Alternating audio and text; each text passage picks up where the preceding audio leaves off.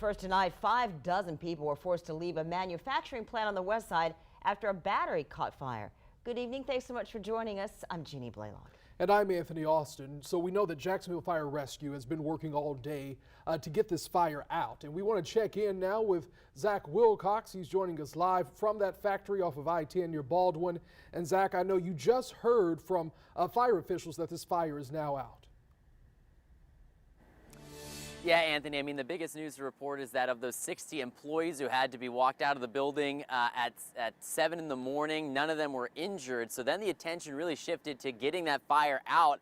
And that was a long process. Again, it started at 7 this morning. We just found out the fire is out. It was a mix of cooling it down and kind of waiting for it to burn itself out a little bit as well. These aren't just typical batteries.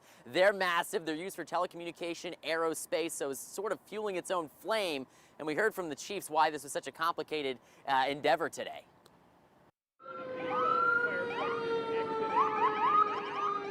If you could imagine a bunch of AA batteries packed in a 5x5 container that's 2 foot deep, and the multiple layers of that, how many of those batteries, that's exactly what you have burning inside there. The Jacksonville fire chief says his crews tried to put out the industrial battery fire with dry chemicals and fire extinguishers, but it didn't work while the battery continues feeding its own fire. So they switched methods. We have since set up a 2.5-inch monitor nozzle to cool the batteries that are around the other batteries that are around this one battery that's continuing to burn now.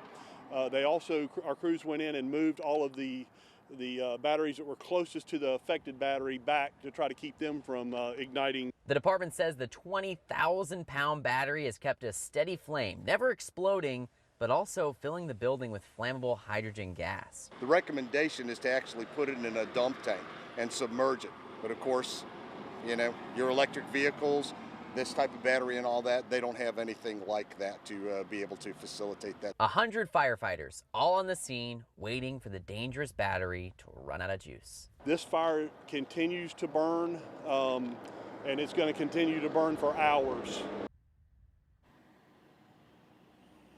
And it did continue to burn for hours, and I just heard from the spokesperson who mentioned he honestly thought they were going to be here for days. So this is a great development to find out that it's out. They're handing it back over to the company. We're seeing some trucks move their way out now too. They are going to have one fire truck out here kind of keeping an eye on this just as a safety precaution, and they told me that it's going to take a while for it to completely air out as well, and they're going to have to get all of that hydrogen gas and smoke out of there before anybody returns to work here at SAFT. On the west side, Zach Wilcox, First Coast News, on your side.